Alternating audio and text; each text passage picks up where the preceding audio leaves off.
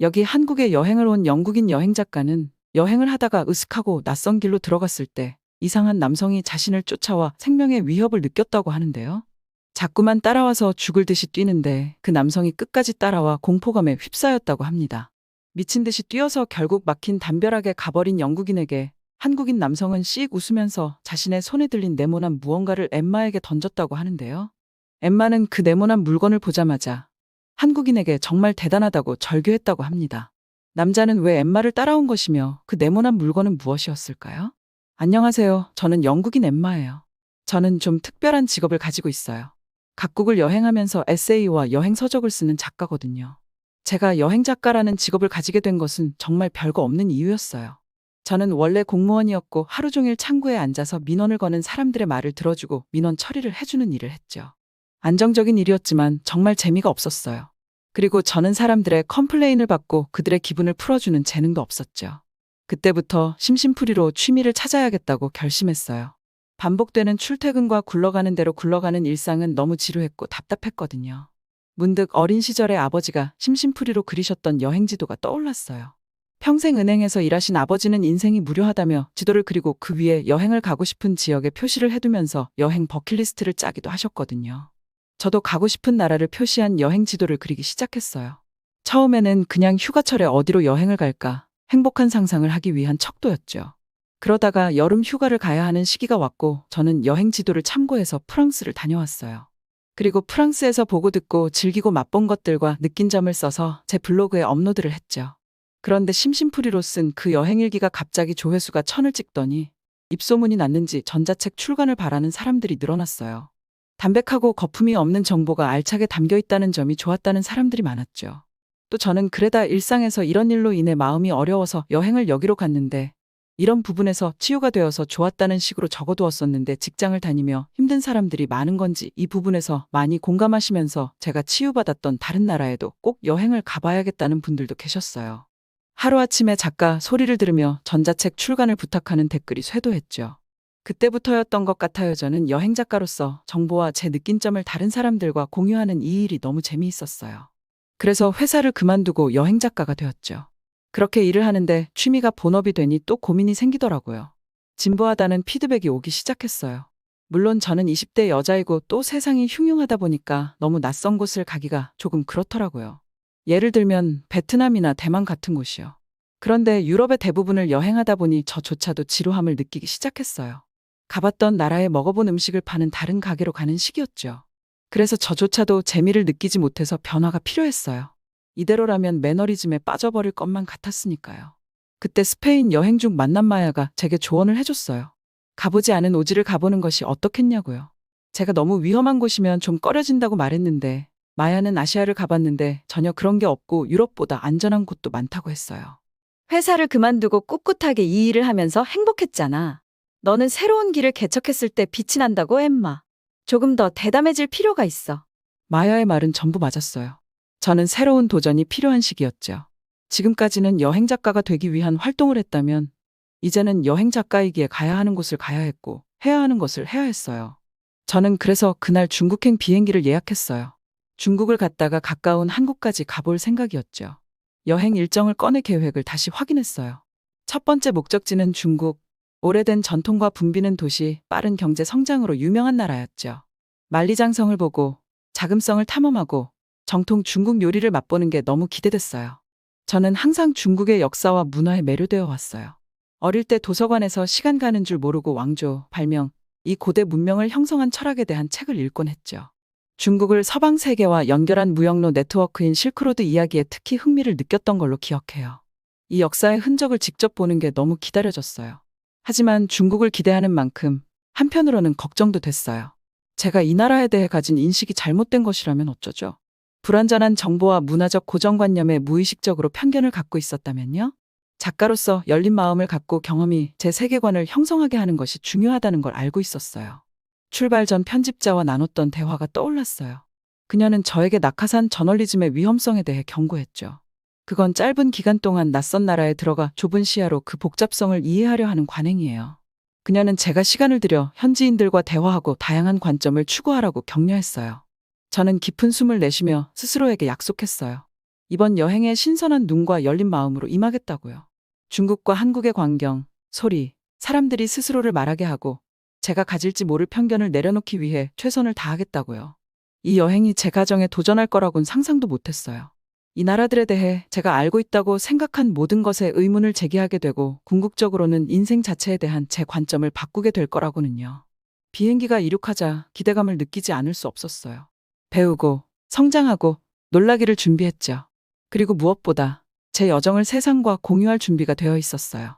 그게 다른 이들에게 안전지대를 벗어나 다른 문화의 아름다움을 받아들이도록 영감을 줄 수 있기를 바라면서요. 마크 트웨인의 인용구가 떠올랐어요. 항상 공감이 갔던 말이에요. 여행은 편견, 독선, 편협함에 치명적이며 우리 중 많은 이들이 이런 이유로 간절히 여행을 필요로 한다. 인간과 사물에 대한 폭넓고 건전하고 자선적인 견해는 평생 지구의 한 작은 구석에서만 살아서는 얻을 수 없다. 이 여정을 시작하면서 그 말이 특히 의미심장하게 느껴졌어요. 여행에는 우리의 시야를 넓히고 가정에 도전하고 모든 계층의 사람들과 우리를 연결해주는 힘이 있다는 걸 알고 있었거든요. 그리고 전 그 힘을 두 팔 벌려 받아들일 준비가 되어 있었죠. 비행기가 구름 위로 날아오르자 노트를 꺼내 생각을 적기 시작했어요. 이 여행의 모든 순간, 모든 통찰과 깨달음을 포착해서 고국의 독자들과 공유하고 싶었거든요. 희망과 두려움, 기대와 의심에 대해 썼어요. 들었던 이야기들과 흡수했던 고정관념들에 대해서도요. 그리고 표면 너머를 보고 더 깊이 파고들어 이 나라들과 그 사람들의 복잡성을 이해하겠다는 결의에 대해서도 썼죠. 여행이란 게 그런 거잖아요. 새로운 경험, 새로운 관점, 세상을 바라보는 새로운 방식에 우리 자신을 열어젖히는 거요. 가정에 도전하고 미지의 것을 받아들이는 거죠. 창밖으로 저 앞에 펼쳐진 넓은 하늘을 바라보며 가능성과 경이로움을 느꼈어요. 이 여정이 좋은 것과 나쁜 것 모두 놀라움으로 가득할 거라는 걸 알았죠. 하지만 또한 성장과 배움, 연결을 위한 기회가 될 거라는 것도 알고 있었어요. 그러니 안전벨트를 매고 저와 함께 이 모험을 떠나보세요. 함께 중국과 한국의 진실을 발견하고 어쩌면 우리 자신에 대해서도 한두 가지 배울 수 있을 거예요. 베이징에 도착했을 때 전 정말 놀랐습니다. 눈에 보이는 곳마다 높은 빌딩들이 질비했고 거리는 사람들과 차들로 가득 차 있었어요. 전 영국 시골에서 자랐기에 아담한 마을과 완만한 언덕들이 익숙했거든요. 그래서 이 거대한 도시를 보고 충격을 받았죠. 뭔가 이상한 냄새가 났어요. 공기 중에는 향신료 냄새가 진동했고 경적 소리가 끊이질 않았어요. 사람들은 출근을 하거나 학교에 가기 위해 분주히 움직였고 노점상과 흥정도 하고 친구들과 수다도 떨고 있었죠. 너무 시끄럽고 분주한 곳이었어요. 그래서 정신을 똑바로 차려야 한다고 생각했죠. 제가 처음 간 곳은 공항 화장실이었는데 정말 기대했던 것과는 달랐어요. 문은 거의 나사가 빠질 정도로 낡아 보였고 사생활 보호라고는 전혀 없었죠. 한 현지 여성분이 화장실 사용에 대한 문화적 차이를 설명해 주려 하셨지만 저는 너무 당황스러워서 제대로 듣지 못했어요.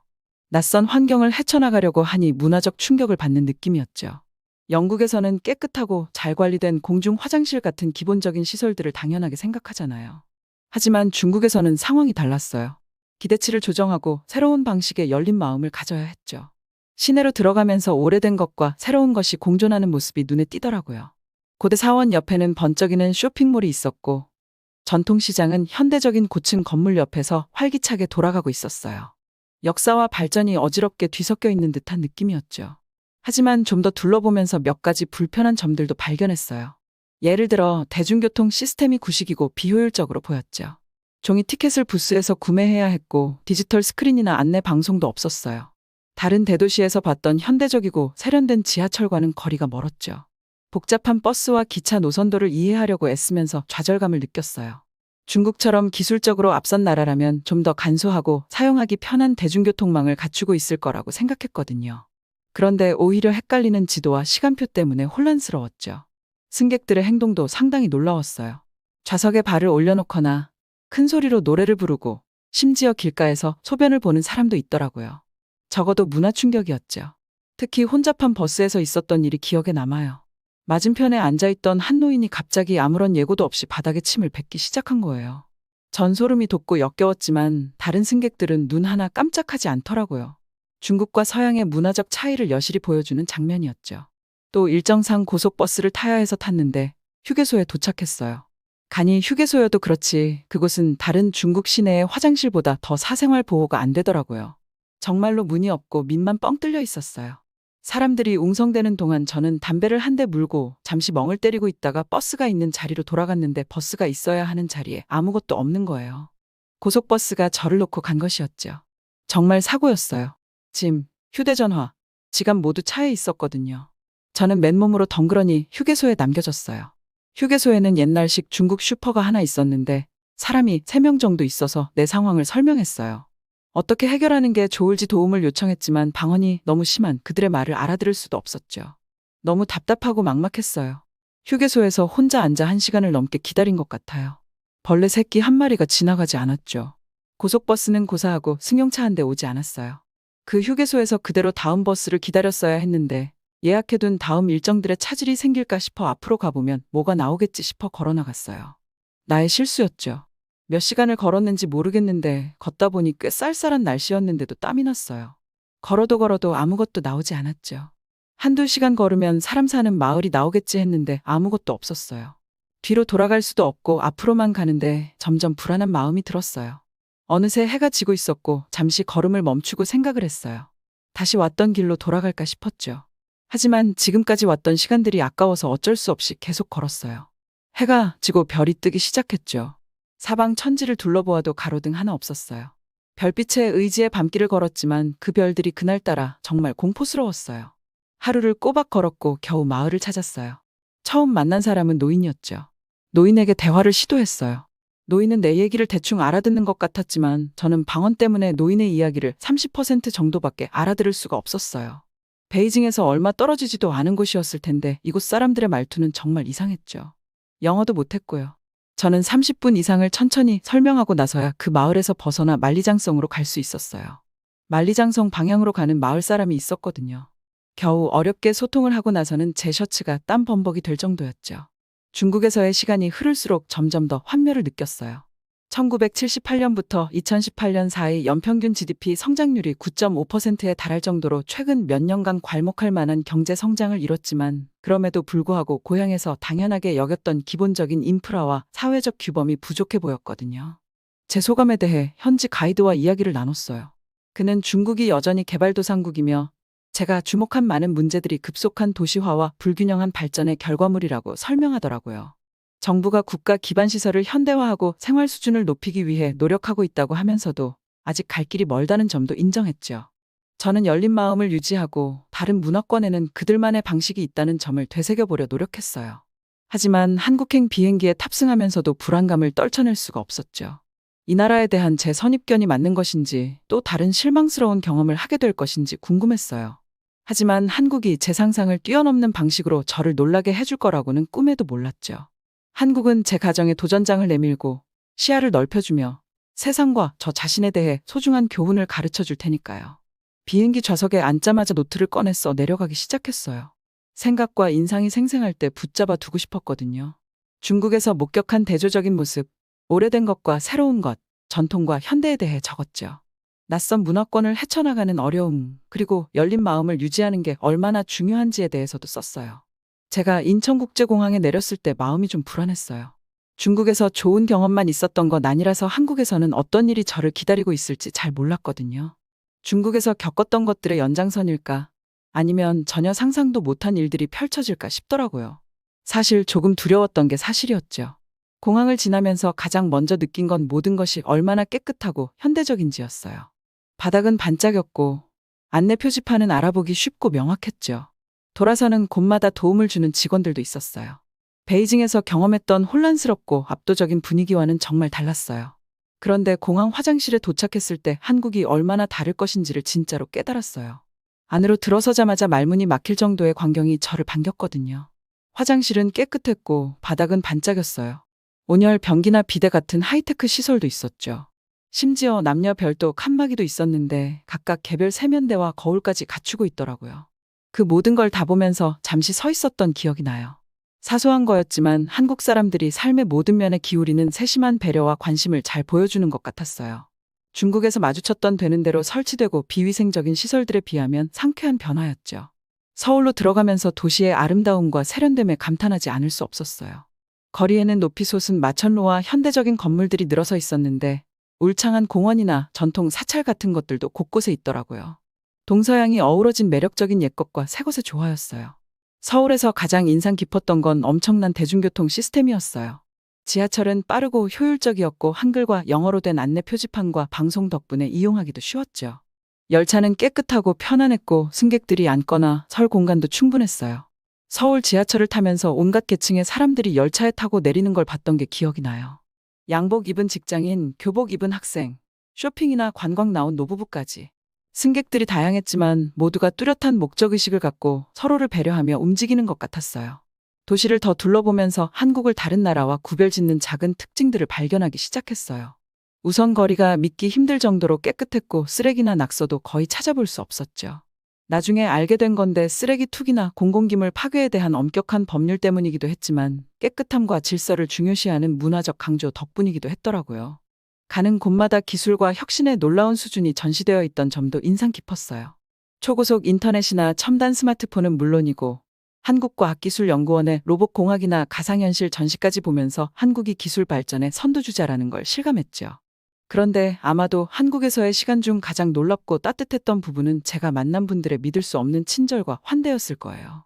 어디를 가도 따뜻한 미소와 도움의 손길이 기다리고 있었죠. 김치의 종류를 인내심 있게 설명해주는 가게 주인부터 지하철 탐색을 도와주는 낯선 이들까지 말이에요. 특히 기억에 남는 일이 하나 있는데 서울에 도착한 지 일주일쯤 지났을 때였어요. 하루 종일 도시를 돌아다니다가 어찌어찌 지갑을 버스에 잃어버렸더라고요. 돈은 물론이고 여권이나 신용카드 같은 중요한 서류가 다 들어있었기에 너무 걱정이 됐죠. 밤중에 잃어버린 것이라서 걱정을 가득 안은 채로 길을 다시 돌아갔어요. 지갑을 어디서 잃어버렸는지 생각하며 가던 길을 되짚어보면서 절망감이 밀려왔어요. 포기하려던 참인데 누군가 제 이름을 부르는 소리가 들리더라고요. 뒤돌아보니 한 젊은 남자가 해맑게 웃으며 네모난 제 지갑을 들고 서 계셨어요. 너무 놀랐죠. 살면서 한 번도 본 적 없는 분인데 저를 찾아내 잃어버린 물건을 돌려주시려고 애써주신 거예요. 정말 감사하다고 말씀드리면서 보답을 하려고 했지만 할머니는 그저 고개를 저으시며 아니에요, 도와드릴 수 있어서 저야말로 기쁘죠 라고 말씀하시더라고요. 심지어 영어를 정말 잘하시는 분이었어요. 중국과 어쩌면 비슷한 상황이었는데 한국인들의 영어 실력과 친절함에 곤란한 상황을 빠르게 해결할 수 있었고 감탄했어요. 그 순간이 한국을 떠난 후에도 오래도록 제 마음에 남았어요. 바쁘고 혼란스러운 세상 속에서도 서로를 돌보고 인간미의 힘을 보여주는 일이었죠. 한국에서의 경험을 되새기며 그 나라와 국민들에 대한 경외심과 존경심을 느끼지 않을 수 없었어요. 전쟁의 참화부터 급속한 근대화의 도전까지 상상할 수 없는 역경을 겪은 국가였는데도 불구하고 기술적으로 선진화되고 경제적으로 번영했을 뿐만 아니라 공동체, 존중, 연민의 가치에도 깊이 헌신하는 사회를 일궈냈더라고요.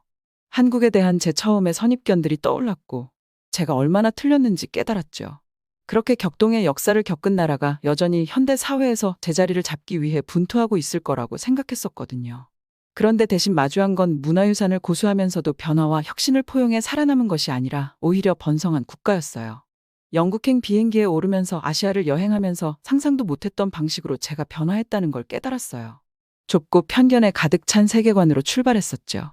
언론에 정형화된 이미지나 문화적 편견에 물들어서요.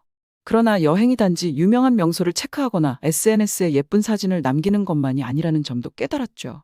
새로운 문화에 몰두하고 다양한 계층의 사람들과 교감하며 자신의 가정과 신념의 의문을 제기하는 과정이에요.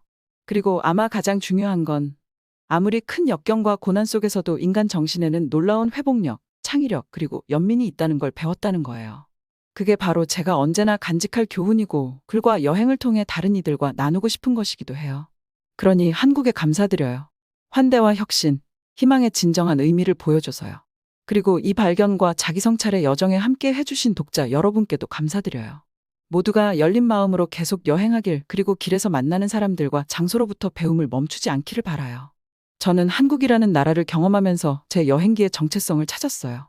현지의 사람들이 무슨 생각을 하고 어떤 점이 좋았는지 듣고 감정을 교감하는 것이죠. 저는 영국으로 돌아가는 비행기에서 한국의 아름다운 문화뿐만 아니라 사람들의 따뜻함에 대해 적어내려가기 시작했어요. 한국을 여행하면서 다시 상기되었거든요. 제 여행기를 좋아해 주시는 분들은 항상 치유받을 수 있는 공간을 소개한다는 제 글의 취지를 좋아하고 공감해 주신다는 걸요. 그 부분을 잊고 있었다는 사실을 깨달았어요. 그리고 그 초심을 되찾아준 한국에 대해 감사함을 표현한다는 문장으로 글을 쓰기 시작했답니다. 한국은 상어 옆에 피라미 같은 약한 나라입니다.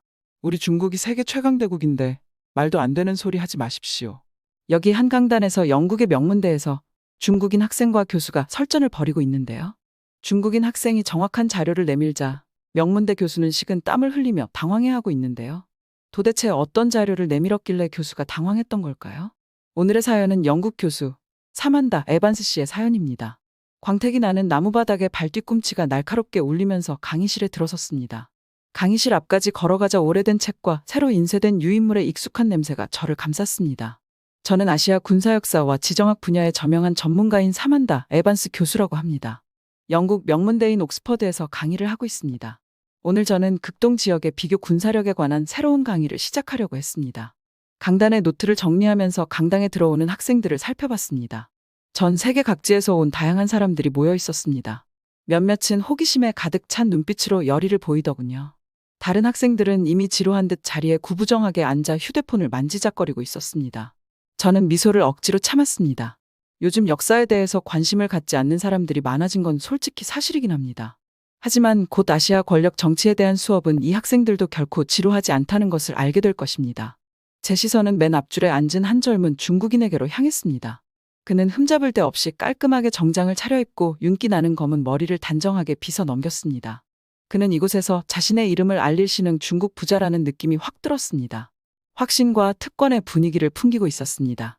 저는 그를 계속 주시해야겠다고 마음속으로 다짐했습니다. 제 경험상 가장 자신감 넘치는 학생들이 가장 큰 도전을 하는 경우가 많았거든요. 저는 목을 가다듬고 시작했습니다. 아시아의 힘의 균형에 오신 것을 환영합니다. 제가 맑고 또렷한 목소리로 말했습니다. 이 강좌에서는 떠오르는 강대국부터 흔히 간과되는 약소국에 이르기까지 이 지역의 주요 국가들의 군사적 역량과 지정학적 역학관계를 살펴볼 것입니다. 첫 번째 슬라이드를 클릭하니 아시아 태평양 지역 지도가 색깔로 구분된 레이블로 표시되어 있었습니다. 물론 두 개의 지배적인 강대국은 여러분 모두에게 잘 알려져 있습니다.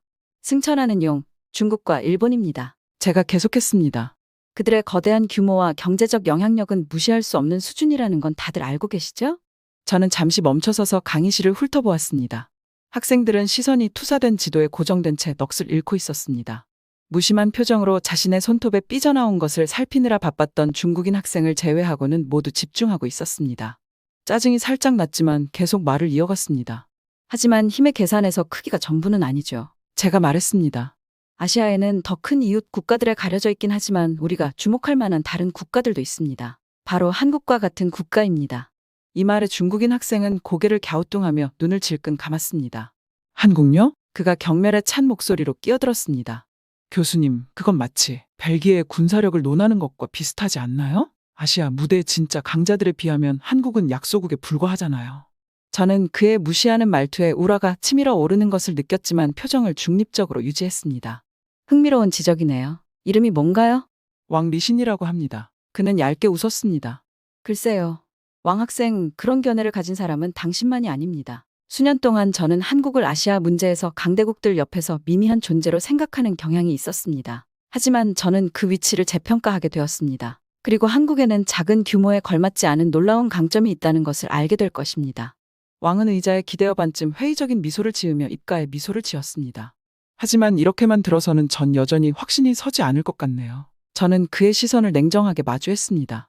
왕씨, 그럼 시작해볼까요? 그 후 1시간 동안 저는 한국 군사력의 주요 지표를 설명했습니다. 저는 F-35 스텔스 전투기를 보유하고 있던 것과 함께 KE 주력전차 등 최첨단 무기를 갖춘 상당한 규모의 첨단 군대에 대해 설명했습니다. 저는 북한과의 수십 년간의 긴장 속에서 고도로 훈련되고 동기부여가 된 군대를 강조했습니다. 무엇보다도 저는 한국이 전략적 영향력을 확대한 미국과의 동맹 관계를 강조했습니다.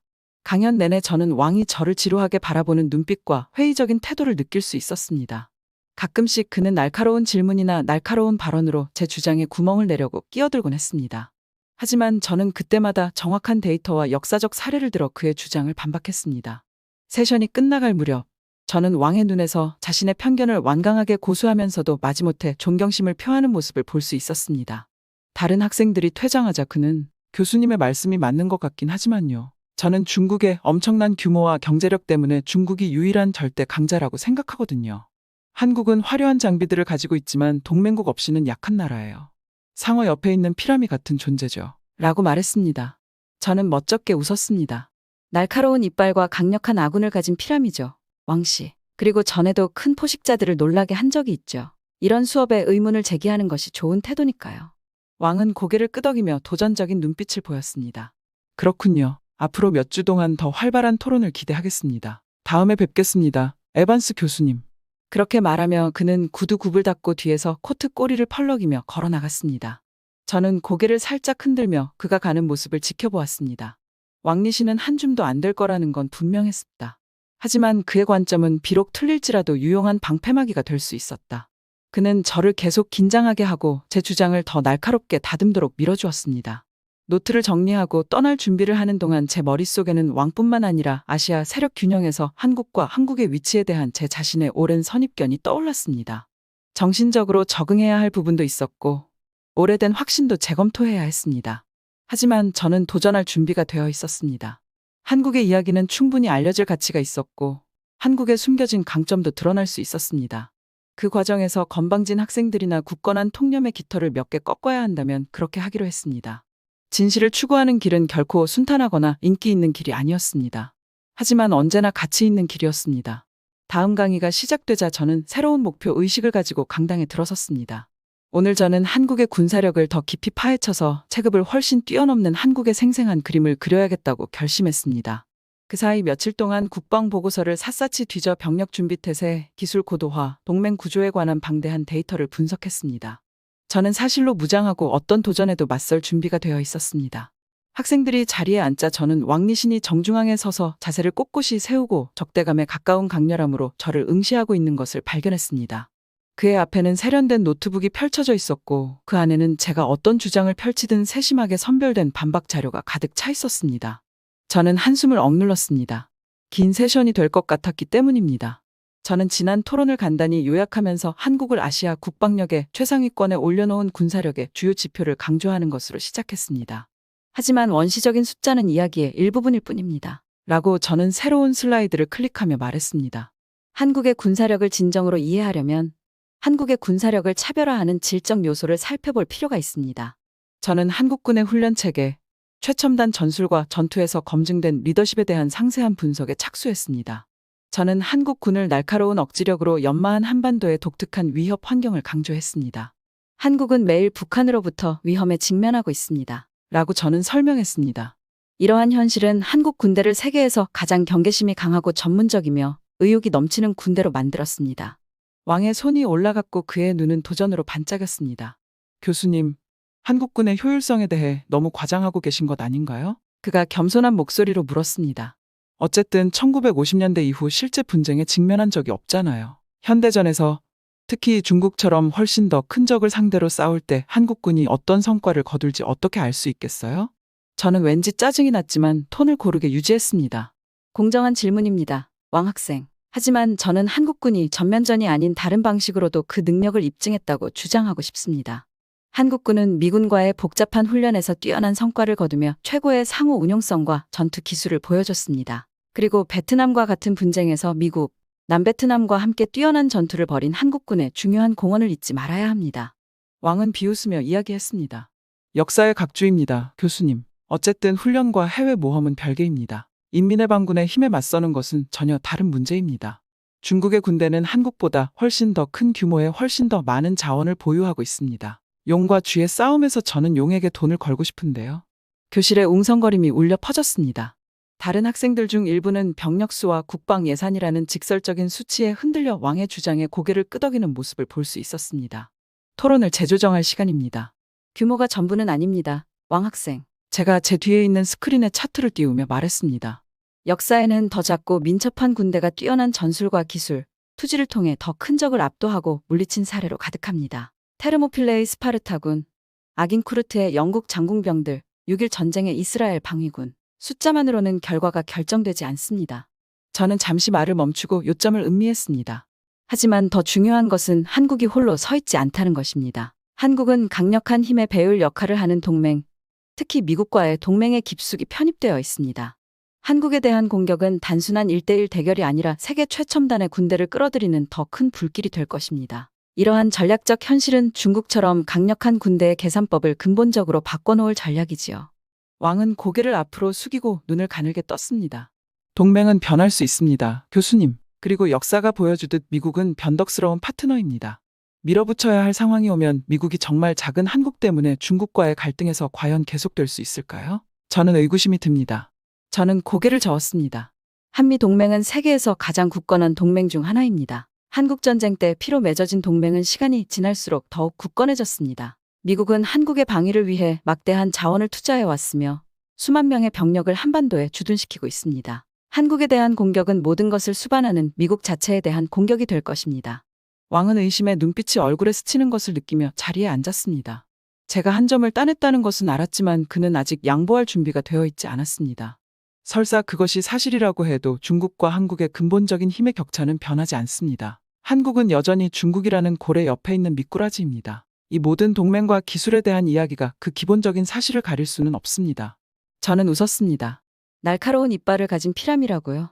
왕 학생. 그리고 다른 피라미 무리에서 헤엄치는 한 마리는 어떤 고래와도 맞먹을 수 있죠. 하지만 역사적인 비유를 하나 들어보겠습니다. 저는 아테네라는 작은 도시 국가가 파란색으로 강조 표시된 고대 그리스 지도를 꺼냈습니다. 기원전 5세기의 아테네는 에게해에서 인더스 강까지 뻗어 있던 거대한 페르시아 제국 옆에 있는 작은 피금이었어요. 당신의 논리대로라면 아테네는 대왕과 그 방대한 군대에게 쉬운 상대였어야 합니다. 하지만 마라톤과 살라미스 전투에서 그리스군은 페르시아에게 충격적인 패배를 안겨주었습니다. 왜 그랬을까요? 아테네는 우수한 해군을 바탕으로 더 나은 기술을 보유하고 있었기 때문입니다. 페르시아는 점령군인 반면 아테네는 고향과 자유를 위해 싸웠기 때문입니다.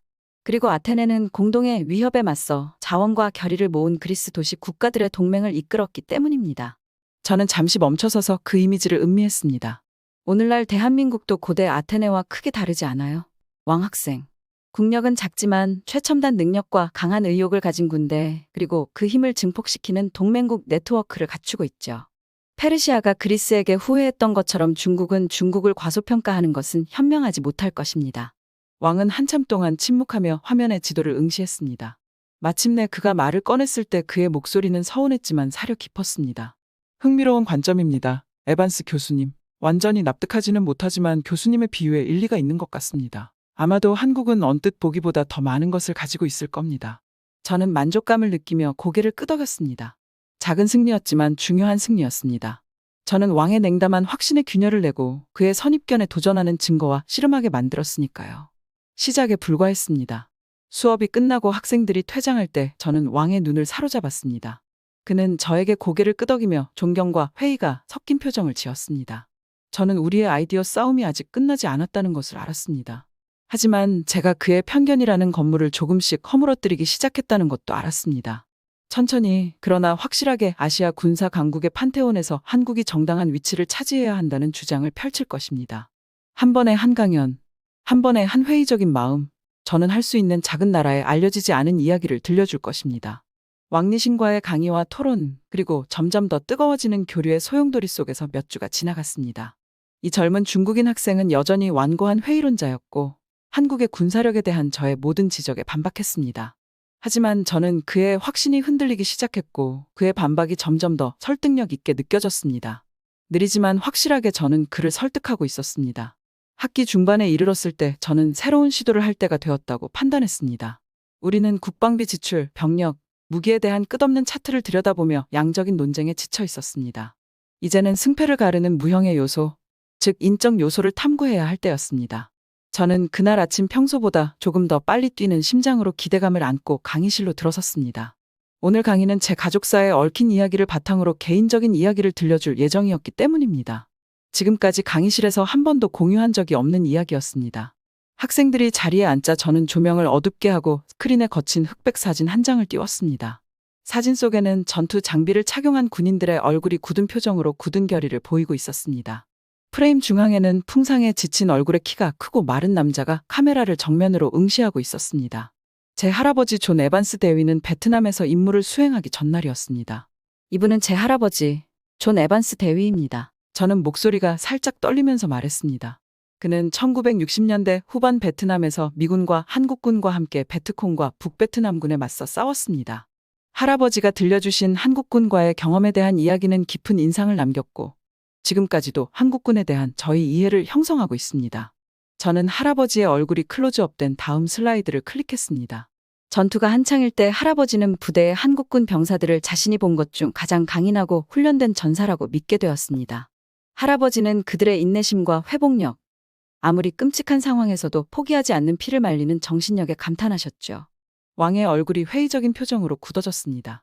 교수님, 외람된 말씀이지만 지금 일화적인 증거를 제시하는 것 아닌가요? 한 사람의 소감이 한국군의 우수성을 증명하는 증거가 될 수는 없잖아요. 저는 고개를 끄덕였습니다. 합당한 지적이십니다, 왕 학생. 하지만 제 할아버지의 경험은 특별한 것이 아니었습니다. 많은 미국인 베트남 참전용사들이 한국 전우들에 대한 깊은 존경심을 가지고 돌아왔습니다. 한국인들은 특히 근접 전투에서 치열하고 효과적인 전사로 명성을 쌓았습니다. 그들의 기술과 끈기는 적들에게도 널리 알려져 있었습니다. 저는 생포된 북베트남 장교가 자신이 상대했던 한국군의 전투력에 감탄하며 남긴 말을 인용했습니다. 한국군은 모든 적군 중에서 가장 끈질기고 효율적이었다. 저는 큰 소리로 읽었습니다. 그들은 잘 훈련되고 장비가 잘 갖추어져 있었으며 완전히 무자비했습니다. 우리는 그 어떤 부대보다 그들을 두려워했습니다. 강의실은 고요했고 학생들은 자리에 몸을 앞으로 숙였습니다. 저는 왕의 머릿속이 돌아가는 것을 볼 수 있었고 그의 선입견이 이 새로운 증거와 싸우는 것을 볼 수 있었습니다. 저는 계속 말을 이어갔습니다. 하지만 할아버지를 감동시킨 것은 그들의 전장에서의 활약만이 아니었습니다. 라고 제가 말했습니다.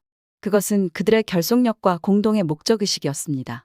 한국인들은 개인의 이기심을 초월한 서로에 대한 충성심, 깨지지 않는 군인 정신이 있었습니다. 그들은 자신뿐만 아니라 전후, 부대, 국가를 위해 싸웠습니다. 마지막 슬라이드를 클릭해 할아버지가 한국 장교와 악수하는 사진, 두 사람이 활짝 웃고 있는 사진을 보았습니다. 할아버지는 전쟁에서 돌아왔을 때 한국 국민과 그들의 무술 전통에 대한 깊고 변함없는 존경심을 가지고 오셨습니다. 할아버지는 저에게 한국인을 절대 과소평가하지 말라고 말씀하신 적이 있습니다. 숫자는 적을지 몰라도 정신력은 거인이다. 싸울 때 내 편으로 삼고 싶은 사람은 아무도 없다고요. 저는 그 말을 공중에 띄워놓고 학생들의 표정을 지켜보았습니다. 몇몇은 감동한 표정을 지었고 몇몇은 회의적인 표정을 지었습니다. 하지만 모두들 오랫동안 간과했던 동맹에 대한 새로운 관점에 대해 고민하고 있었습니다. 왕은 사려 깊은 표정으로 다시 손을 들었습니다. 에반스 교수님, 할아버지의 경험을 공유해 주셔서 감사합니다. 그가 천천히 말했습니다. 한국군의 용맹함에 대한 설득력 있는 증언을 해주신 것은 분명합니다. 하지만 베트남전은 반세기 전의 일입니다. 21세기 위협에 직면한 한국 현대군에도 여전히 같은 자질이 적용될 수 있을까요? 저는 미소를 지었습니다. 예리한 질문입니다, 왕 학생. 제 대답은 분명 그렇다입니다. 전쟁의 도가니 속에서 단련되고 수십 년간 북한에 대한 끊임없는 경계로 단련된 한국의 호국 정신은 그 어느 때보다 강건합니다. 오히려 한국이 군사 기술과 교리 분야에서 세계적인 리더로 발전함에 따라 시간이 지날수록 더욱 강력해졌습니다. 저는 열정에 가득 찬 목소리로 회의실 앞을 서성이기 시작했습니다. 생각해보세요. 오늘날 한국은 세계에서 가장 위험한 화약고 중 하나인 북한의 중무장하고 불규칙한 적과 맞닥뜨린 최전선에 서 있습니다. 한국군은 언제든 분쟁이 발발할 수 있다는 것을 알기에 항상 대비태세를 유지하고 있습니다. 이러한 현실은 한국군을 최첨단 하드웨어와 제 할아버지가 수십 년 전 목격했던 불굴의 전사 정신을 결합한 비할 데 없는 예리함과 회복력을 갖춘 전투력으로 단련시켰습니다. 저는 잠시 말을 멈추고 그 요점을 음미했습니다. 따라서 한국의 군사력을 평가할 때는 단순한 숫자와 장비를 넘어서야 합니다. 전투에서 결정적인 역할을 할 수 있는 투지, 규율, 부대 결속력 등 무형의 자질인 인적 요소도 고려해야 합니다. 그런 면에서 한국군은 누구에게도 뒤지지 않는다고 생각합니다. 왕은 자리에 뒤로 기대어 앉았고 그의 눈에는 마지못해 존경의 눈빛이 희미하게 비쳤습니다. 교수님 말씀이 설득력이 있습니다. 한국의 무술 실력에 대한 제 가정을 다시 평가해야 할 것 같습니다. 하지만 저는 여전히 중국의 엄청난 규모와 자원이 어떤 분쟁에서든 압도적인 우위를 점할 수 있다고 믿습니다. 저는 고개를 끄덕였습니다. 그 논쟁은 다음에 하죠, 왕 학생. 하지만 적어도 한국인을 과소평가하지 않도록 설득했으면 좋겠습니다. 그들은 키는 작을지 몰라도 정신은 거인입니다. 제 할아버지가 베트남 정글에서 배웠고 저도 공부를 통해 깨달은 것처럼 한국은 체급을 훨씬 뛰어넘는 군사력을 갖추고 있습니다. 이는 전 세계가 기억해야 할 교훈입니다. 수업이 끝나고 학생들이 퇴장할 때 저는 왕의 눈에 띄었습니다. 그곳에서 처음으로 한국의 숨겨진 강점을 인정하는 이해심 같은 것이 반짝이는 것을 보았습니다. 작은 승리였지만 의미 있는 승리였습니다. 그 순간 저는 할아버지가 제게 물려주신 교훈에 대한 자부심이 솟구치는 것을 느꼈습니다. 그리고 대한민국 군사력의 숨겨진 이야기를 전함으로써 할아버지의 유산을 이어가겠다는 새로운 사명감과 결의를 느꼈습니다. 아이디어의 싸움은 아직 끝나지 않았습니다. 하지만 할아버지의 지혜와 제 자신의 신념으로 무장한 저는 세계가 대한민국을 인정할 때까지 쉬지 않을 것임을 알았습니다. 한 번에 한 번씩 회의적인 마음에서 저는 할 수 있는 작은 나라, 거인들 사이에서 그 자리를 차지한 불굴의 동맹국의 사례를 만들었습니다. 그리고 다음 수업으로 이어졌습니다. 할아버지의 이야기와 풍부한 역사적 증거로 무장한 저는 전장과 그 너머에서 끊임없이 예상을 뛰어넘는 성과를 거둔 대한민국의 생생한 그림을 그렸습니다. 저는 한국전쟁에서 투지와 결단력만으로 무장한 초라한 한국군이 중국과 소련의 지원을 받는 막대한 규모의 북한군에 맞서 전선을 지켰던 이야기를 들려주었습니다. 저는 초신저수지 전투에서 엄청난 사상자를 냈지만 결코 물러서지 않았던 한국 해병대 제1여단의 청룡부대들의 영웅적인 모습을 되짚어 보았습니다. 저는 전쟁 이후 수십 년 동안 한국군이 가벼운 무장을 한 헌병대에서 세계에서 가장 기술적으로 진보하고 전문적으로 유능한 군대 중 하나로 진화하는 놀라운 변화를 추적했습니다. 저는 이 과정에서 한미동맹의 핵심적인 역할을 강조하며 미국의 훈련, 장비, 전략적 지원이 한국군의 현대화를 가능하게 했다는 점을 강조했습니다. 이 모든 과정에서 왕리 씨는 회의적인 질문과 반론으로 저희 모든 주장에 도전하며 끈질기게 버티고 있었습니다. 하지만 저는 그의 저항에 균열이 생기기 시작했고 중국의 무적 패권에 대한 그의 확신이 압도적인 증거 앞에서 서서히 약화되는 것을 볼 수 있었습니다.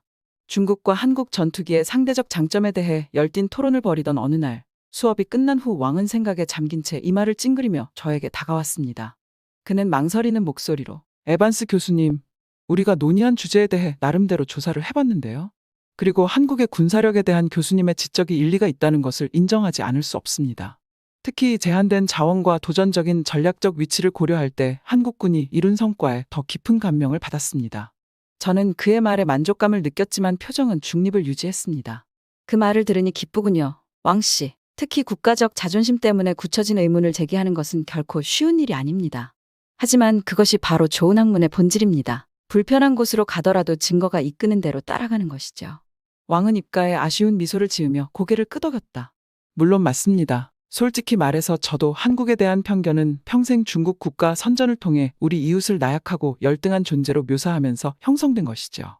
이런 사고방식에서 벗어나기 어려운데 교수님의 강연을 통해 새로운 시각으로 사물을 바라볼 수 있게 되었습니다. 저는 그 청년의 지적 정직함에 존경심이 솟구치는 것을 느끼며 그의 어깨에 박수를 보냈습니다. 모든 선생님이 바라는 건 그거예요. 왕 학생. 계속 질문하고 계속 파고들고 자신의 선입견에 계속 도전하세요. 그것이 진정한 이해로 가는 길입니다. 왕 선생님이 제 사무실을 떠나자 저는 의자에 기대어 조용한 승리감을 느꼈습니다. 한 학생의 마음이 열리기 시작한 것은 분명 작은 승리였습니다. 하지만 그것은 제가 벌이고 있는 더 큰 싸움, 즉 세계 속에서 한국의 위치에 대한 수십 년간의 뿌리 깊은 편견과 오해를 뒤집기 위한 투쟁의 축소판처럼 느껴졌습니다. 너무 오랫동안 저는 제가 지금 싸우고자 하는 것과 같은 게으른 고정관념과 무시를 저지르며 문제의 일부였다는 것을 깨달았습니다. 서구의 많은 사람들처럼 저도 한국을 이류 강대국, 아시아 지정학의 거대한 게임에서 주변 플레이어로 치부했습니다. 하지만 할아버지의 이야기와 깊이 있는 연구를 통해 저는 제 생각의 오류를 직시할 수밖에 없었습니다. 이제야 저는 한국은 쉽게 분류할 수 없는 나라였다는 것을 깨달았습니다. 작은 나라이지만 엄청난 영향력을 가진 나라, 기대 이상의 성과를 꾸준히 내는 약소국이었습니다. 특히 군대는 회복력과 적응력이 놀라울 정도로 뛰어났으며 분쟁의 도가니 속에서 단련되어 그 경험을 통해 더욱 강해진 군대였습니다. 하지만 저는 한국을 진정으로 차별화하는 것은 병력 숫자나 기술 사양보다 눈에 보이지 않는 무언가라는 것을 깨달았습니다. 그것은 바로 한계나 제약을 받아들이지 않는 고집스러운 국민성이었습니다. 전쟁으로 폐허가 된 후진국에서 세계적인 산업 강국으로 탈바꿈한 전후 경제 기적을 이끈 불굴의 정신이 군대에도 살아 숨쉬고 있었습니다. 이 나라는 실존적 위협과 불가능한 확률을 응시하고 굴복하지 않고 그 반대편으로 나온 나라입니다. 침략과 점령, 분단, 그리고 수십 년간 지속된 북한과의 갈등을 극복하고 온전할 뿐만 아니라 번영을 일궈냈습니다. 약소국이라면 무너졌을 역경에 맞서 대한민국은 더욱 강해지고 더욱 회복력이 강해지고 더욱 결단력이 강해졌을 뿐입니다. 하지만 그 모든 놀라운 업적에도 불구하고 한국은 이상하게도 여전히 과소평가되어 왔고 그 기여와 역량은 간과되거나 무시되는 경우가 너무 많았습니다. 상상할 수 없는 도전에 맞선 용기와 결단에 숨겨진 역사는 충분히 알려질 만한 가치가 있는 이야기였습니다. 사무실에 앉아 한국 군사에 관한 책과 논문 더미에 둘러싸여 있을 때 저는 새로운 사명감과 기록을 바로잡아야겠다는 불타는 열망을 느꼈습니다. 강의, 기사, 책 등 모든 수단을 동원해 이 놀라운 나라와 불굴의 군대를 조명하고 싶었습니다. 저는 할아버지의 이야기, 할아버지가 수년 전에 저에게 들려주셨던 용기와 희생에 대한 이야기를 떠올렸습니다. 어떻게 보면 저는 전장과는 거리가 먼 직업을 추구하면서도 한국의 전사 정신의 교훈을 몸으로 흡수하며 평생을 이 순간을 준비해 왔다는 것을 깨달았습니다. 이제 저는 학자이자 교사로서 그 교훈을 전수하고 새로운 세대에게 대한민국 군사력의 숨겨진 이야기를 전할 기회를 얻었습니다. 물론 바로잡아야 할 오해와 설득해야 할 회의론자가 너무 많았기 때문에 쉽지 않은 일이었습니다. 하지만 저는 도전할 만한 가치가 있다고 생각했습니다. 결국 이 프로젝트는 저에게 단순한 학문적 연구 이상의 의미가 있었기 때문입니다. 할아버지로부터 물려받은 신성한 신뢰와 개인적인 사명이었습니다. 전 세계가 대한민국을 인정할 때까지, 대한민국의 진정한 실력을 인정하고 축하할 때까지 저는 쉬지 않을 것입니다. 앞으로의 길은 길고 험난할 것이고 수많은 장애물과 반발이 있을 것입니다. 하지만 저는 임무를 수행하는 손녀에 흔들리지 않는 신념으로 무장하고 싸울 준비가 되어 있었습니다. 제 안에는 대한민국의 챔피언이 있었고 그 이야기가 전해질 때까지 쉬지 않을 것입니다. 다시 노트를 넘기며 입가에 미소가 번졌습니다. 전투는 시작되었고 저는 그 전투에 장기적으로 참여하게 되었습니다. 너무 오랫동안 가려져 있던 한국의 숨겨진 군사력이 마침내 빛을 보게 될 날이 다가오고 있었습니다. 그리고 저는 강연 한 번, 기사 한 편, 회의론자 한 명 한 명을 회심시키며 그 역사를 밝혀낼 사람이 될 것입니다. 위에 다른 따뜻한 사연들도 있으니 꼭 시청해주세요. 구독과 좋아요 부탁드릴게요. 끝까지 시청해주셔서 감사합니다. 그럼 내일 또 만나요.